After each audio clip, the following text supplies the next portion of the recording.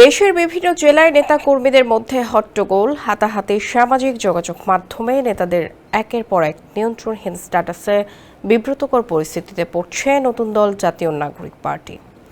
বিশেষ করে দলীয় ফোরামে আলাপ আলোচনা ছাড়া গুরুত্বপূর্ণ ইস্যুতে শীর্ষ নেতাদের ফেসবুক স্ট্যাটাস বেকায়দায় ফেলছে দলটিকে। এমন পরিস্থিতিতে দলের ভেতরে শৃঙ্খলা ফেরাতে কঠোর হচ্ছেন দলটির নীতি নির্ধারকরা। তৈরি করা হচ্ছে শৃঙ্খলা বিধি। সম্প্রতি দলের দুই মুখ্য সমন্বয়ক হাসনাত আব্দুল্লাহ ও সার্জিস আলমের ফেসবুক স্ট্যাটাসকে কেন্দ্র করে আলোচনা সমালোচনা হচ্ছে এনসিপিতে।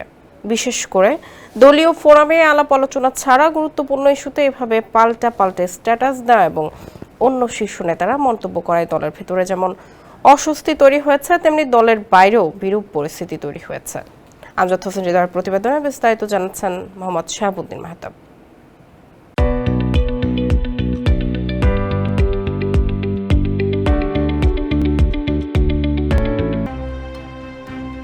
এই প্রেক্ষাপটে দলের শৃঙ্খলা বিষয়ে নড়েচড়ে বসেছেন এনসিপির নীতি নির্ধারকরা।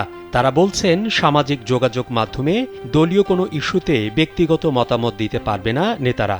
এ নিয়ে একটা শৃঙ্খলা বিধিও তৈরি হচ্ছে, প্রস্তাবও পাশ হয়েছে। এ বিষয়ে কেন্দ্রীয় সব নেতার স্বাক্ষর নেওয়া হবে। এছাড়া সাংগঠনিক যে কোনো বিষয়ে বক্তব্য বিবৃতিতে সতর্ক থাকতে বলা হয়েছে। গত ২০ মার্চ এনসিপির মুখ্য সংগঠক হাসনাত আব্দুল্লাহ ফেসবুকে লেখেন, গত ১১ মার্চ তিনি সহ দুজনকে ক্যান্টনমেন্টে ডেকে নিয়ে আওয়ামী লীগ পুনর্বাসনের প্রস্তাব দেওয়া হয়েছে। এর মধ্যে ২৩ মার্চ ফেসবুক পোস্টে এনসিপির মুখ্য সংগঠক সার্জিস আলম লেখেন, যেভাবে এই কথাগুলো ফেসবুকে পোস্টের মাধ্যমে এসেছে, এই প্রক্রিয়াটি সমীচীন মনে হয়নি।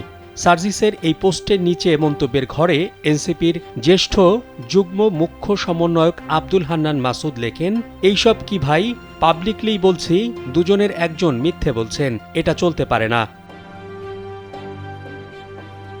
শীর্ষ নেতাদের এমন অসাংগঠনিক কার্যক্রমে বিব্রত ও ক্ষোভ প্রকাশ করেছেন দলটির কেন্দ্রীয় অন্য নেতারা।